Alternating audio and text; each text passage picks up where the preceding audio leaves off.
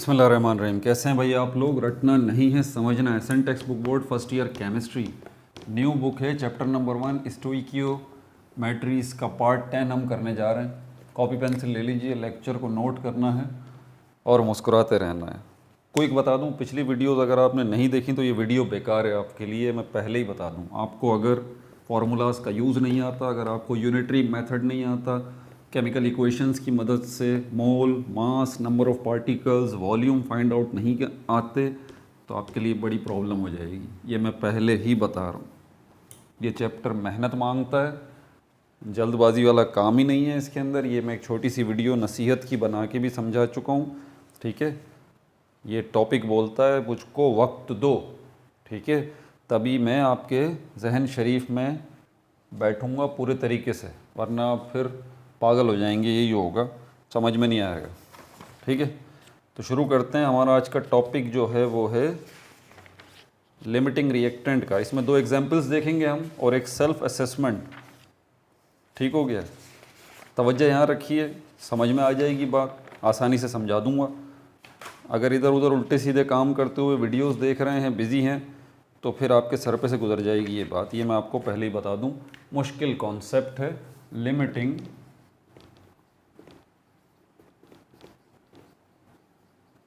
Reactant, या इसका एक और नाम है लिमिटिंग रीएजेंट।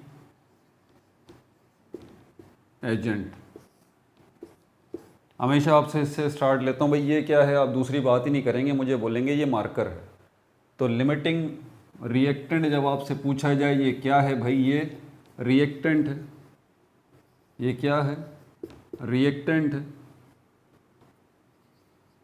ठीक है ना, नाम से ही पता लग रहा है। लेकिन कोई तो बात है, इसमें कोई मसला है ज़रूर। अब मैं आपको एक छोटी सी मिसाल देके पहले ये बात समझा दूं।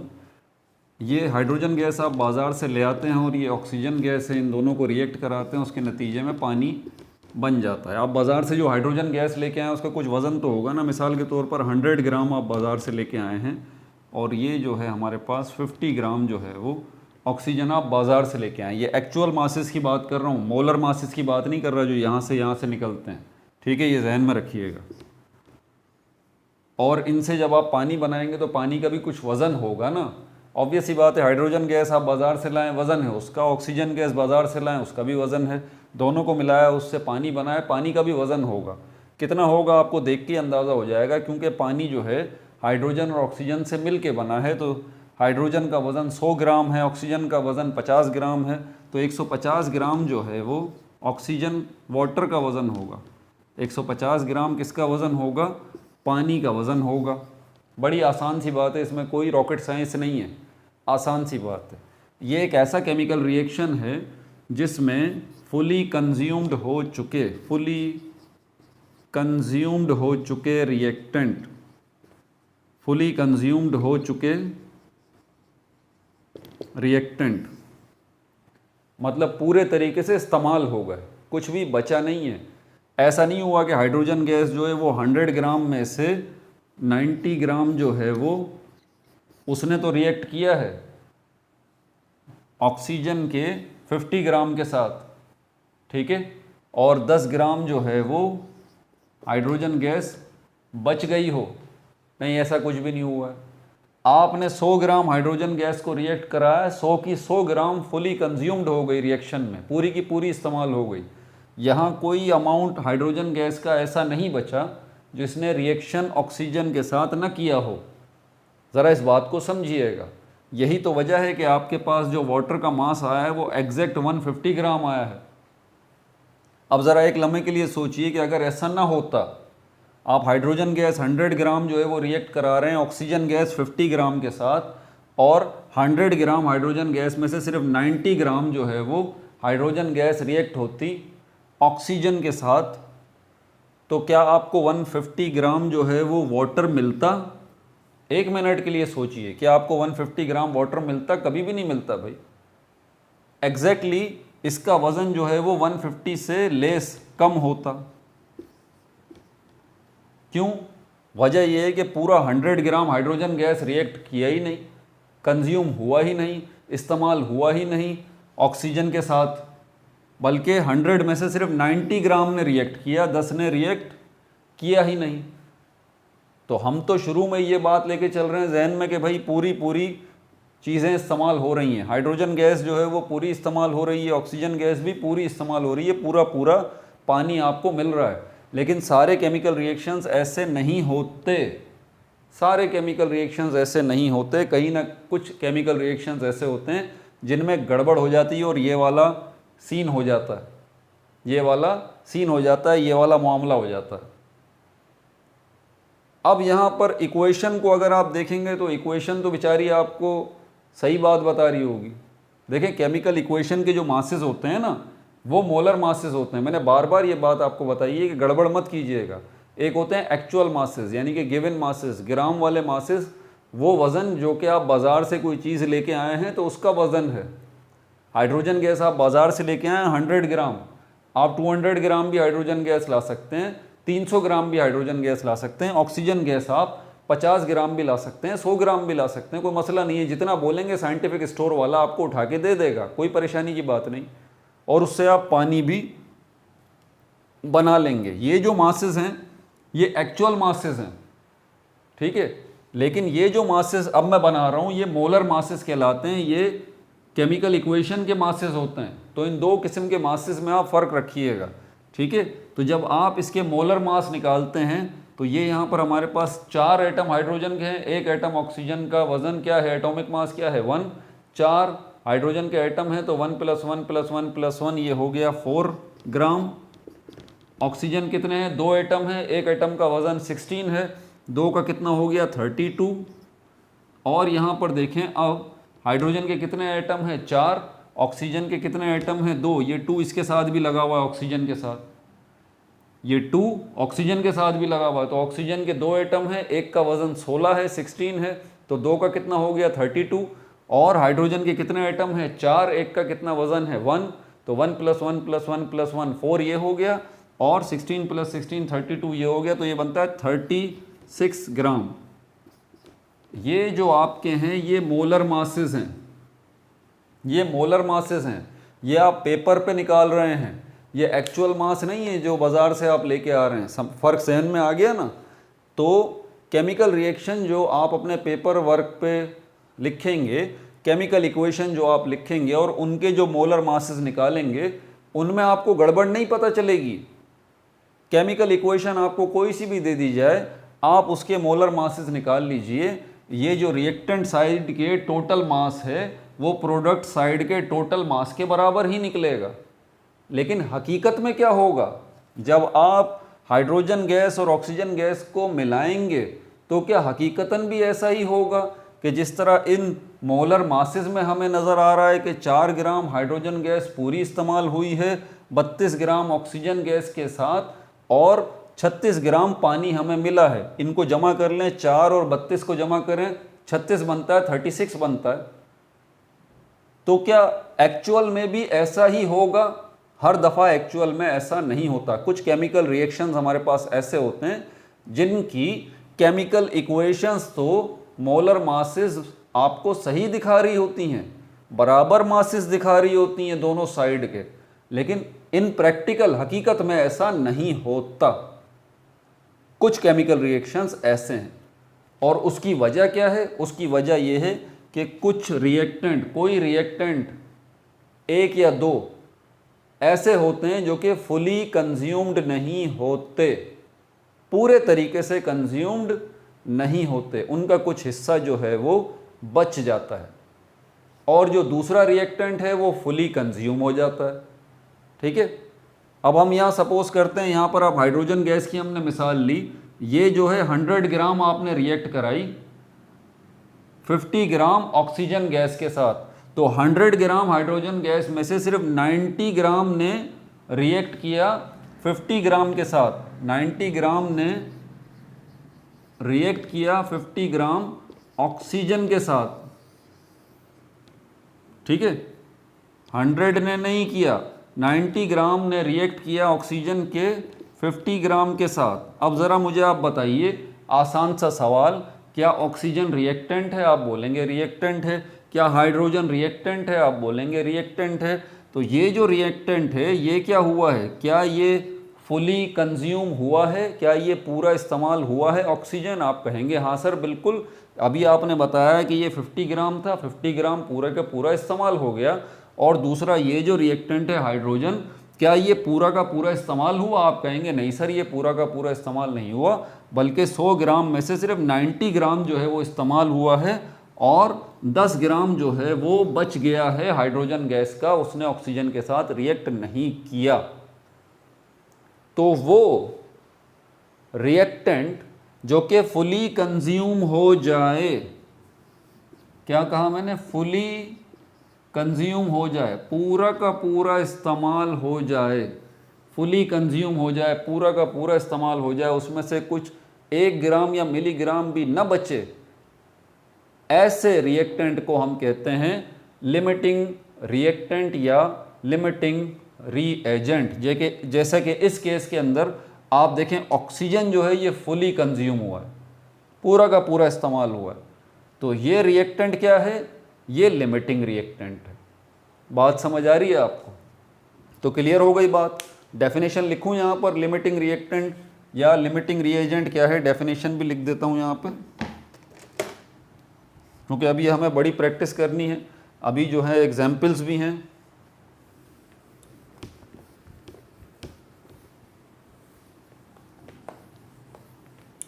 डेफिनेशन लिख लीजिए जल्दी से इसकी।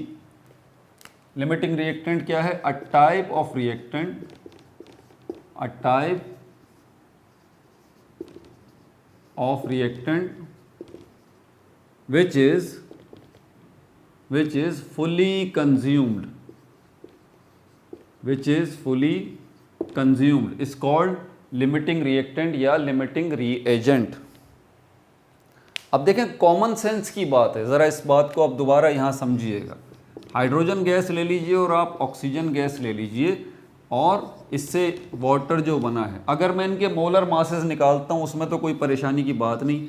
ये 4 ग्राम हो गया, ये 32 ग्राम हो गया और इससे ये 36 ग्राम पानी बन गया, मोलर मासेस तो सही हैं। उसके बाद जब मैंने 100 ग्राम हाइड्रोजन को रिएक्ट करवाया और 50 ग्राम ऑक्सीजन को रिएक्ट करवाया तो इससे 150 ग्राम वाटर बनना चाहिए, ठीक है। लेकिन क्योंकि हाइड्रोजन गैस जो है वो 100 ग्राम कंज्यूम नहीं हुई, ये तो हुई है 90 ग्राम, और ऑक्सीजन गैस जो है वो 50 ग्राम पूरी की पूरी कंज्यूम हुई, इसीलिए ऑक्सीजन गैस हुई लिमिटिंग रिएक्टेंट। अब आपका क्या ख्याल है यहाँ पर कि जो पानी बनेगा क्या वो वाकई 150 ग्राम बनेगा? नहीं, 150 ग्राम नहीं बन सकता ना। आप खुद सोचिए, 100 ग्राम अगर रिएक्ट करता 50 ग्राम के साथ तब तो बात समझ में आती है, आप कॉन्फिडेंटली कहते सर 150 ग्राम पानी बनेगा। लेकिन यहाँ पर आपके पास जो है वो हाइड्रोजन गैस जो है वो पूरी कंज्यूम नहीं हुई बल्कि 90 ग्राम हुई है। एग्जैक्टली इसका असर पड़ेगा इसके मास के ऊपर, वाटर के मास के ऊपर। 150 ग्राम वाटर नहीं बनेगा, इससे कम बनेगा। अब कितना ग्राम बनेगा वाटर, ठीक है, और कितना ग्राम जो है इसमें से बचेगा? देखें दोनों बड़े अहम सवाल है। अब आपके जहन में आ रहे होंगे कि यार अब 150 ग्राम तो वाटर नहीं बनेगा, ठीक है, इससे कम बनेगा, लेकिन कितना? हाउ मच कितना बनेगा? ये इस सवाल का जवाब आप जानना चाहते हैं, ठीक है। और यहाँ ये भी जानना चाहते हैं कि यार अगर 100 ग्राम फुली कंज्यूम नहीं हुआ, यहाँ तो मैंने बता दिया ना कि 90 ग्राम हुआ आपको समझाने के लिए, लेकिन अब मैं बता रहा हूँ यहाँ पर क्योंकि हमें नहीं पता कितना जो है वो हाइड्रोजन गैस जो है वो कंज्यूम हुई है, हमें नहीं पता। तो हमें नहीं पता 100 में से कितनी ग्राम जो है वो हाइड्रोजन गैस कंज्यूम हुई है और कितनी जो है वो लेफ्ट ओवर, कितनी कंज्यूम हुई है। हाउ मच कंज्यूम्ड, और दूसरा सवाल हाउ मच लेफ्ट। इन तीनों सवालों के जवाब आप जानना चाहते हैं कि यार अगर ऐसा हो रहा है, एक रिएक्टेंट फुली कंज्यूम नहीं हो रहा तो कितना कंज्यूम नहीं हो रहा, या फिर कितना कंज्यूम हुआ है और कितना बच गया है।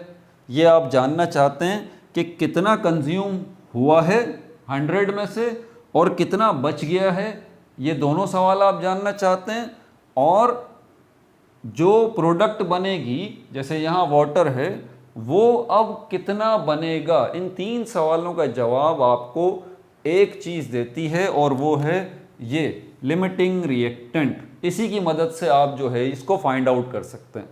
इन तीनों सवालों के जवाब आपको इसकी मदद से मिल सकते हैं, लिमिटिंग रिएक्टेंट इसकी मदद से, यानी कि ऐसा रिएक्टेंट जो कि फुली कंज्यूम हुआ हो। तो स्टेप नंबर 1 हमारा इसके अंदर फिर यही आएगा, स्टेप नंबर 1 यही आएगा कि फाइंड आउट करें लिमिटिंग रिएक्टेंट को, कि कौन सा इन दोनों रिएक्टेंट में से कौन सा लिमिटिंग रिएक्टेंट है।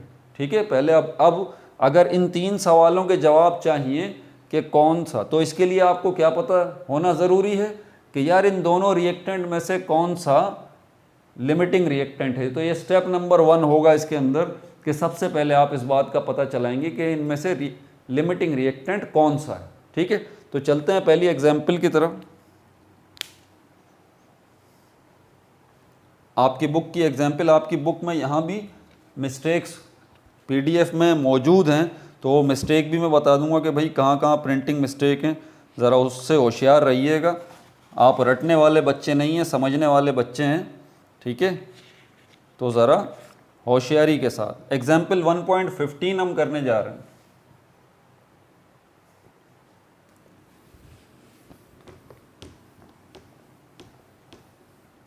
मेरे साथ साथ लिखिए। सॉल्व तो अभी आप कर नहीं सकते, इसके बाद वाली एग्जाम्पल जो मैं लिखवाऊंगा ना फिर वो साथ साथ आप सॉल्व कीजिएगा।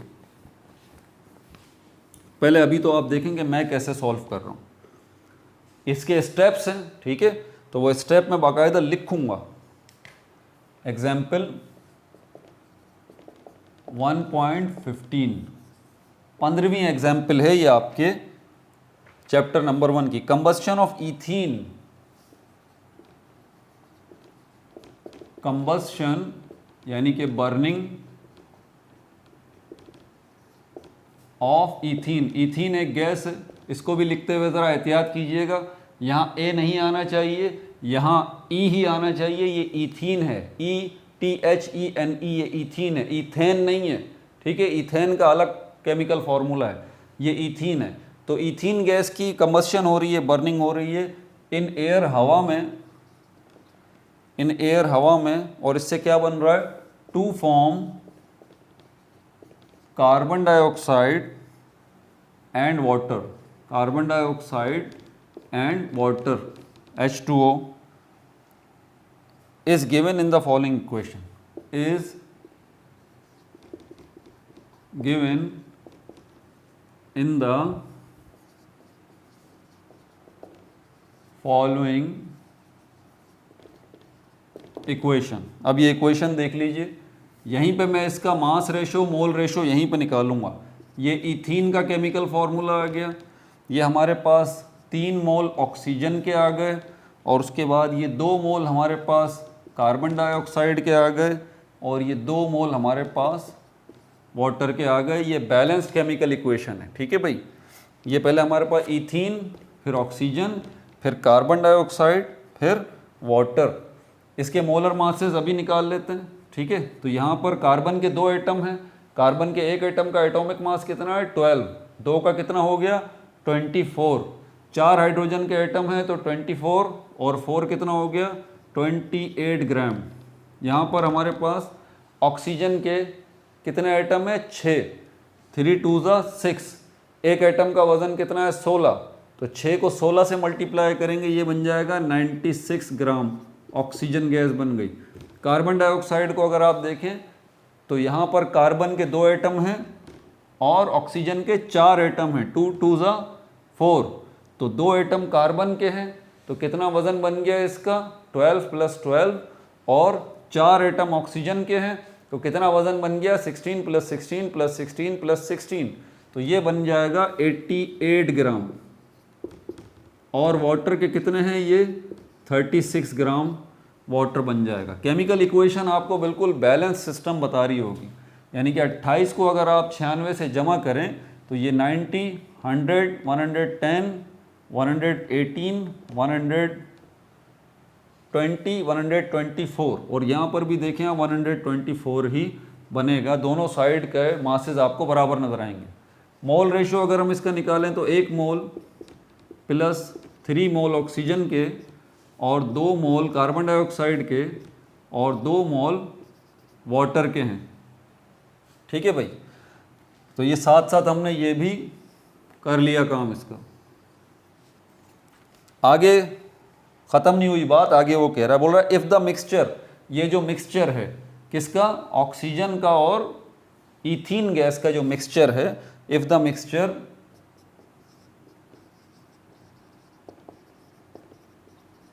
मिक्सचर containing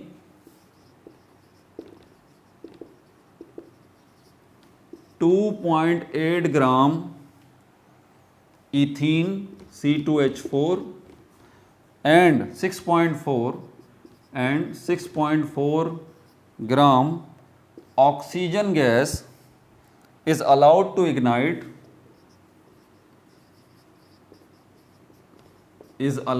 ignite, मतलब अब इनको जलाया जाता है, इनको माचिस दिखाई जाती है, ठीक है, इसको आग लगाया जाता है, इस मिक्सचर को, ईथीन के और ऑक्सीजन के मिक्सचर को जलाया जाता है, तो क्या होगा, identify the limiting reactant, chemical reaction होगा, ठीक है, और उसके नतीजे में कार्बन डाइऑक्साइड और वाटर प्रोड्यूस होगा। बोल रहा है आइडेंटिफाई द लिमिटिंग रिएक्टेंट। पहली बात वो आपसे ये कह रहा है कि बताइए ज़रा ये ईथीन और ऑक्सीजन में से लिमिटिंग रिएक्टेंट कौन सा है जो कि फुली कंज्यूम हुआ है और कौन सा है जो कि बच गया है। ठीक है भाई, दूसरी बात वो कह रहा है and determine the mass of carbon dioxide, and दो बातें पूछ रहा है, एंड डिटरमाइन और पता चलाइए, डिटरमाइन का मतलब पता चलाइए, determine the mass of carbon dioxide, determine the mass of carbon dioxide will be formed,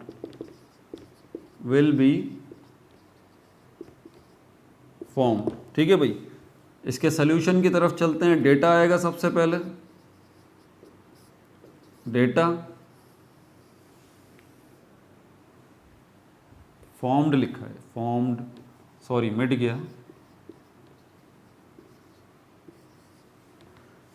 data आएगा, क्या क्या गिवन दिया हुआ, उसने आपको मास दिया हुआ है इथीन गैस का, मास ऑफ इथीन कितना दिया हुआ है 2.8 ग्राम। दूसरी क्या चीज़ दी हुई है, मास दिया हुआ है किसका, mass of oxygen 6.4 gram, mass of oxygen gas 6.4 ग्राम। क्या फाइंड आउट करना है, लिमिटिंग रिएक्टेंट, और जो ये प्रोडक्ट है, प्रोडक्ट आपके पास दो हैं, वाटर है और कार्बन डाइऑक्साइड है, इसमें जो कार्बन डाइऑक्साइड प्रोडक्ट है इसका आपको मास बताना है, ये आपसे पूछ रहा है, मास ऑफ कार्बन डाइऑक्साइड ये आपको बताना है। ठीक है भाई, इसके सॉल्यूशन की तरफ चलते हैं, लेकिन सॉल्यूशन क्या होगा, पहला टारगेट आपका लिमिटिंग रिएक्टेंट आपने बताना है।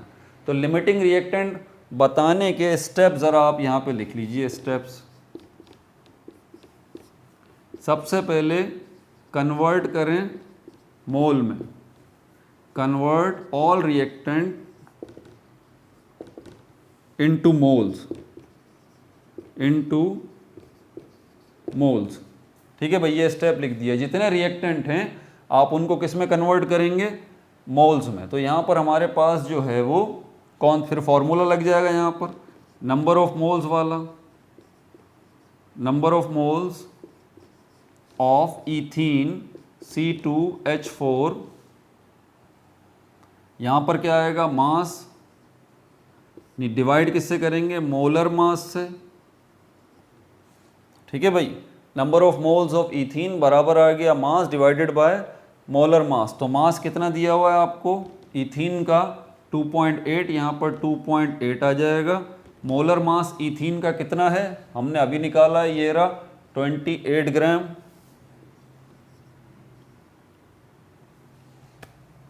28 ग्राम डिवाइड कर दीजिए, देखें इसका क्या जवाब आ रहा है आपके पास। 2.8 डिवाइडेड बाय 28, ये आएगा आपके पास 0.1 मोल। ठीक है, यहाँ साइड पे लिखते रहिए, मोल्स ऑफ इथीन कितने निकाले अभी हमने, 0.1 मोल। ठीक है भाई, अब निकालते हैं किसके, दूसरा रिएक्टेंट ऑक्सीजन है। अब इसके मोल फाइंड आउट करते हैं, इसको मिटाता हूँ, इथीन की जगह पर आ जाएगा ऑक्सीजन। ठीक है, और ऑक्सीजन का मास कितना दिया है 6.4, 2.8 की जगह पर 6.4 आ जाएगा। और ऑक्सीजन का मास क्या है हमारे पास, मोलर मास 32। ज़रा ध्यान से मेरी बात सुनिए, गलती मत कीजिएगा।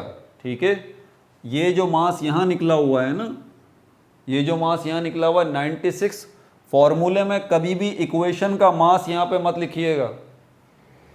दोबारा अपनी बात रिपीट कर रहा हूँ, वरना आप सर पकड़ के बैठ जाएंगे, बोलेंगे सर जवाब क्यों नहीं आ रहा। नहीं नहीं, गलती नहीं करनी।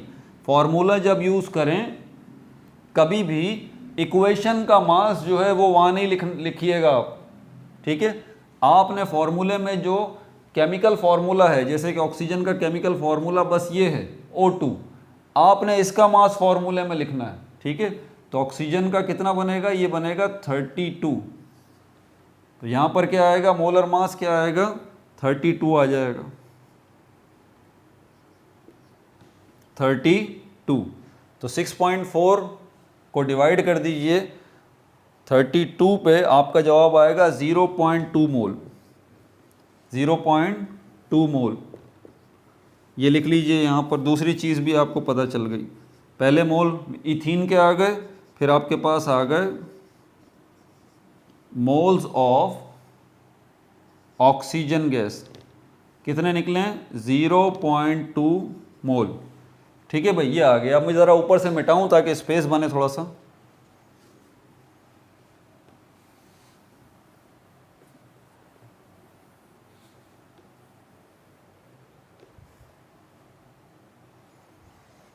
तो ये स्टेप नंबर 1 हो गया। क्या लिखा है उसने, कन्वर्ट ऑल रिएक्टेंट्स इनटू मोल। जितने रिएक्टेंट थे हमारे पास, 2 ही रिएक्टेंट थे यहाँ पर, एक इथीन दूसरा ऑक्सीजन, ये हमने निकाल दिया। अब क्या करना है, ये निकालने के बाद अब स्टेप नंबर 2 आ जाएगा यहाँ, find moles of product. Find moles of product. आपको पता है प्रोडक्ट क्या होती है, ये जो प्रोडक्ट साइड पे जो जो चीज़ें आपको नज़र आ रही हैं सब प्रोडक्ट हैं। वाटर जो है ये भी प्रोडक्ट है, कार्बन डाइऑक्साइड जो है ये भी प्रोडक्ट है। ठीक है, लेकिन इन 2 प्रोडक्ट में से किसी एक प्रोडक्ट के हमें मोल फाइंड आउट करने हैं। और वो मोल कौन सी प्रोडक्ट के फाइंड आउट करें हम, कार्बन डाइऑक्साइड के करें या वाटर के करें, कैसे पता लगेगा आपको। आप अपने क्वेश्चन में देख लें, वो आपसे इसका कोई ना कोई इशारा देगा। जैसे यहाँ पर उसने कार्बन डाइऑक्साइड का मास भी पूछा है ना, आपसे पूछा है ना उसने कि लिमिटिंग रिएक्टेंट बताइए and determine mass of carbon dioxide. तो समझ जाइए कि ये जो हमारा दूसरा स्टेप है, फाइंड मोल्स ऑफ प्रोडक्ट, तो वो कौन सी प्रोडक्ट होगी जिसके मोल फाइंड आउट करने हैं, ये होगी या ये होगी, ये कार्बन डाइऑक्साइड होगी, क्योंकि इसी का मास वो जो है आपसे पूछ रहा है। और सपोज करें अगर किसी केमिकल इक्वेशन में, किसी प्रॉब्लम के अंदर वो आपसे किसी भी प्रोडक्ट का हवाला देता ही नहीं है, लिमिटिंग रिएक्टेंट वाले केस में, लिमिटिंग रिएक्टेंट वाली प्रॉब्लम में आपको वो किसी भी प्रोडक्ट का हवाला देता ही नहीं है। मिसाल के तौर पर वो बोलता है कि कार्बन डाइऑक्साइड का मास भी फाइंड आउट नहीं करना, तो फिर आप किसी भी किसी को भी उठा लीजिए अपनी मर्जी से। आपके पास 2 प्रोडक्ट हैं, किसी भी एक प्रोडक्ट के मोल आप फाइंड आउट करें, स्टेप नंबर 2 कर लें। ठीक है भाई, फाइंड मोल्स ऑफ प्रोडक्ट। तो ये कौन सी प्रोडक्ट है जिसके हमें मोल्स फाइंड आउट करने हैं, लेकिन ऐसे नहीं, 1 बाय 1 ईच रिएक्टेंट, हर रिएक्टेंट से आपने फाइंड आउट करना है, हर रिएक्टेंट से आपने फाइंड आउट करना है। ठीक है, 2 रिएक्टेंट है आपके पास, इथीन है और ऑक्सीजन है। तो पहले हम जो है यहाँ पर, अब मैं यहाँ कर लेता हूँ। ठीक है, तो फ्रॉम इथीन, ये हेडिंग आ गई। ठीक है भाई, तो इथीन की मदद से अब मैं कार्बन डाइऑक्साइड के क्या फाइंड आउट करने जा रहा हूँ, मोल फाइंड आउट करने जा रहा हूँ। ज़रा ध्यान से देखिएगा। ठीक है, तो अब मैं किसका हवाला दूंगा, यहाँ पर मैं यूनिटरी मेथड को यूज़ करूँगा। मैं कहूँगा इथीन का, क्योंकि 1 मोल जो है इससे कार्बन डाइऑक्साइड के 2 मोल बन रहे हैं। ठीक है, मैं लिखूँगा यहाँ पर 1 मोल ऑफ इथीन प्रोड्यूसेस, इक्वल का निशान आ जाएगा। कितने मोल बन रहे हैं कार्बन डाइऑक्साइड के, 2 मोल ऑफ कार्बन डाइऑक्साइड। अब यूनिटरी मेथड के अंदर मैंने पिछली वीडियोस में बताया था कि भाई 3 स्टेप होते हैं, और दूसरा स्टेप जो होता है उसमें 1 आता है शुरू में, याद है आपको। लेकिन हर दफ़ा ऐसा नहीं होता, कभी कभी यूनिटरी मेथड के अंदर हमें 2 स्टेप से हमारा मसला हल हो जाता है। यानी कि स्टेप नंबर 1 जो है यूनिटरी मेथड का, उसको नेग्लेक्ट करके डायरेक्टली स्टेप नंबर 2 जो है वो शुरू हो जाता है। जैसे कि यहाँ आप देखें, याद आया, बच्चों को याद आ रहा होगा यूनिटरी मेथड का ये सेकंड स्टेप है जो जिसमें 1 लिखते हैं हम, याद है, 1 मोल ऑफ इथीन प्रोड्यूसेस। वजह क्या है, क्यों डायरेक्ट सेकंड स्टेप पे आ गए, क्योंकि भाई इत्तेफाक से यहाँ पर है ही 1 मोल, यहाँ पर है ही 1 मोल। अगर यहाँ पर इथीन के 4 मोल होते या 3 होते या 2 होते, फिर हम स्टेप नंबर 1 करते और हम यहाँ लिखते 2 mole of ethene produces is equal to, इस तरह, फिर स्टेप नंबर 2 पे 1 मोल लिखते। लेकिन यहाँ पर क्योंकि इथीन दिया ही 1 मोल है, तो ये डायरेक्ट यूनिटरी मेथड का सेकंड स्टेप आ जाएगा। और थर्ड स्टेप कौन सा होता है, याद है ना आपको, मल्टीप्लाई वाला होता है। तो यहाँ पर थर्ड स्टेप जो मल्टीप्लाई वाला है, इसमें हम एक्चुअल वैल्यूज़ को लिखते हैं, चाहे मोल के लिखें चाहे मास के लिखें। ठीक है भाई, तो यहाँ पर एक्चुअल वैल्यू इथीन के मोल की लिखनी है, जो कि अभी हमने फाइंड आउट किए है ना, मोल्स ऑफ इथीन 0.1। इनको अब हम लिखेंगे यहाँ पर 0.1 मोल ऑफ इथीन प्रोड्यूसेस, इक्वल का निशान। याद है थर्ड स्टेप में क्या होगा, यही जवाब फिर आगे आएगा, 0.1 मल्टीप्लाई का साइन आएगा। इस स्टेप में जो जवाब होता है उसको दोबारा लिखेंगे और 0.1 को मल्टीप्लाई करेंगे जब हम 2 से, तो इसका जवाब आएगा 0.2 मोल्स ऑफ कार्बन डाइऑक्साइड। ठीक है भाई, 0.2 moles of carbon dioxide, 0.2 moles of carbon dioxide. ठीक है, स्पेस का थोड़ा समझ में आ रहा है ना, 0.2 मोल्स ऑफ कार्बन डाइऑक्साइड। अब हम कार्बन डाइऑक्साइड के ही मोल फाइंड आउट करेंगे, लेकिन किससे, अब हम इस ऑक्सीजन के मोल्स की मदद से फाइंड आउट करेंगे। यहाँ मैं स्पेस बनाऊं थोड़ा सा,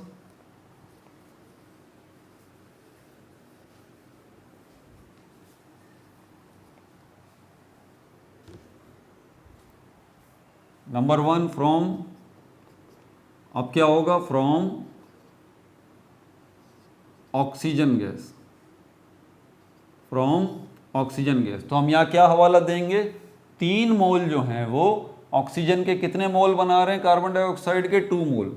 तो यहाँ आएगा 3 मोल ऑफ ऑक्सीजन प्रोड्यूसेस,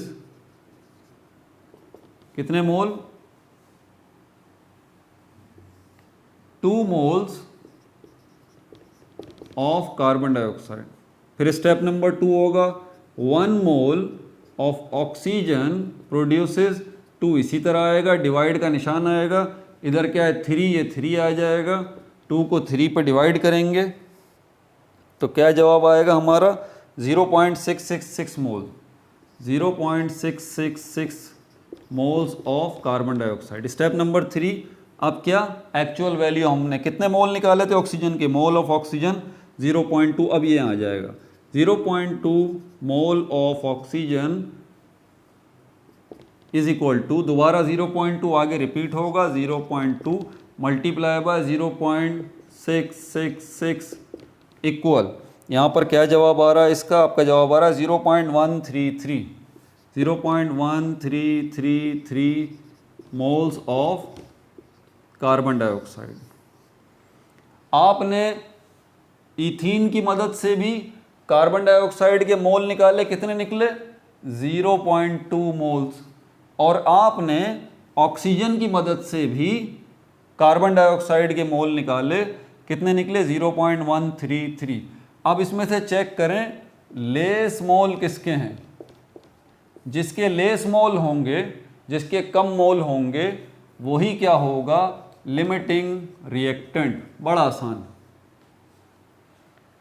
जो भी रिएक्टेंट कार्बन डाइऑक्साइड के कम मोल प्रोड्यूस कर रहा होगा वही होगा लिमिटिंग रिएक्टेंट। चेक कर लीजिए, इथीन जो है वो कितने मोल कार्बन डाइऑक्साइड के प्रोड्यूस कर रहा है 0.2, और ऑक्सीजन जो है वो कार्बन डाइऑक्साइड के कितने मोल प्रोड्यूस कर रहा है 0.13। तो साबित हुआ कि ऑक्सीजन जो है हमारा क्या है लिमिटिंग रिएक्टेंट है, ये फुली कंज्यूम हो रहा है। ठीक है, वजह क्योंकि ऑक्सीजन लेस जो है वो मोल प्रोड्यूस कर रहा है कार्बन डाइऑक्साइड के एज कंपेयर टू इथीन जो कि ज़्यादा मोल प्रोड्यूस कर रहा है कार्बन डाइऑक्साइड के। जो लेस प्रोड्यूस करेगा मोल प्रोडक्ट के वही रिएक्टेंट लिमिटिंग रिएक्टेंट हो कहलाएगा। तो आपका जवाब लिमिटिंग रिएक्टेंट का यहाँ पर क्या है, ऑक्सीजन क्या है लिमिटिंग रिएक्टेंट। क्लियर हो गई बात। अब चलते हैं मास ऑफ कार्बन डाइऑक्साइड की तरफ। कार्बन डाइऑक्साइड का मास अब आपको फाइंड आउट करना है। स्टेप्स को चेक कर लें पहले। स्टेप नंबर 1 क्या है, convert all reactants into moles. ये देखें दो ही रिएक्टेंट थे, इथीन और ऑक्सीजन, दोनों के मोल निकाल लिए। नंबर 2 स्टेप क्या है, find moles of product. Product के मोल्स फाइंड आउट करें कार्बन डाइऑक्साइड के 1 बाय 1 फ्रॉम ईच रिएक्टेंट, हर रिएक्टेंट से। तो एक रिएक्टेंट यहाँ से हमने इसके मोल निकाले, दूसरा रिएक्टेंट यहाँ से हमने कार्बन डाइऑक्साइड के मोल निकाले। स्टेप नंबर 3 क्या लिखेंगे अब हम यहाँ पर, कंपेयर, मवाजना करना है दोनों जवाबात का, compare and identify less, compare and identify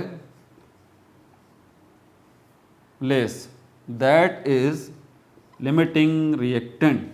compare करें और आइडेंटिफाई करें कौन सा रिएक्टेंट कम मोल प्रोड्यूस कर रहा है, ठीक है, वही आपका क्या होगा लिमिटिंग रिएक्टेंट होगा। ये स्टेप ज़रा लिख लीजिए, ठीक है। अब आखिरी चीज़ जो हमारे पास, mass of carbon dioxide, carbon dioxide के मास फाइंड आउट करना है, ठीक है। मैं इसको मिटाऊं ज़रा।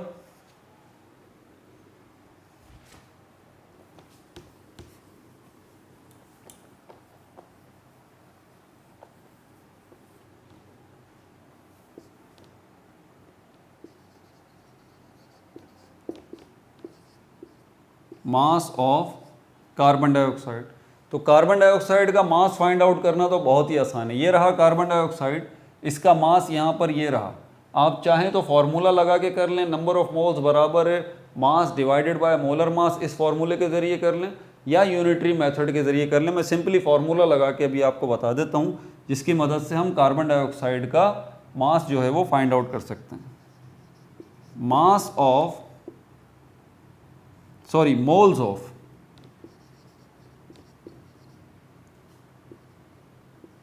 मोल्स ऑफ कार्बन डाइऑक्साइड बराबर है मास डिवाइडेड बाय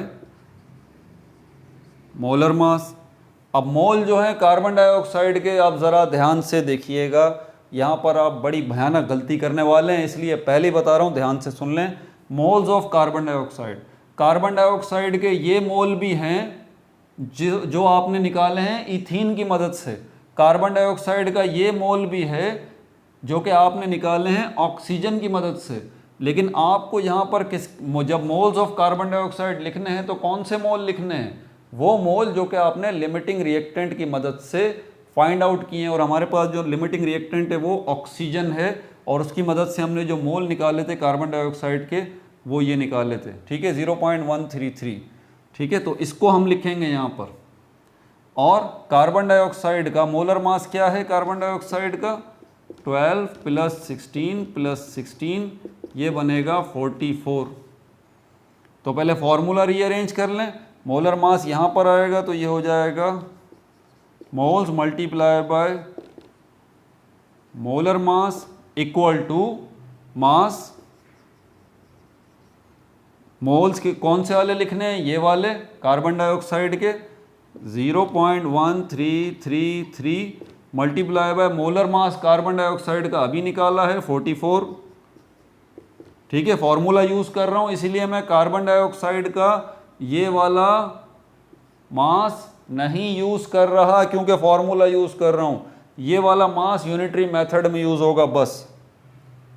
ठीक है, और 0.133 को आप मल्टीप्लाई कर दीजिए किससे? 44 से, तो आपका जवाब आ जाएगा 5.86 ग्राम ऑफ कार्बन डाइऑक्साइड। ये रहा आपका जवाब, 5.86 ग्राम ऑफ कार्बन डाइऑक्साइड। ठीक है भाई, ये भी हो गया। तो अब यहाँ पर हम डेटा में लिख सकते हैं मास ऑफ कार्बन डाइऑक्साइड कितना है? 5.86 ग्राम। आप चाहें तो फॉर्मूला, आप चाहें यूनिटरी मेथड की मदद से भी जो है इसको सॉल्व कर सकते हैं। मेरी नसीहत है आपको, इस वीडियो को एक दफ़ा और देखें और इसमें जो एग्जाम्पल मैंने कराई है उसके ऊपर ग्रिप करें। ये पार्ट 1 है इसका, लिमिटिंग रिएक्टेंट का पार्ट 1 है। पार्ट 2 के अंदर हम एग्जाम्पल 1.16 देखेंगे, वो इससे ज़्यादा मुश्किल है, और सेल्फ असेसमेंट देखेंगे, वो इन दोनों एग्जाम्पल से ज़्यादा मुश्किल है। ठीक है, तो अपना बहुत ज़्यादा ख्याल रखिएगा। No like no subscribe, only share.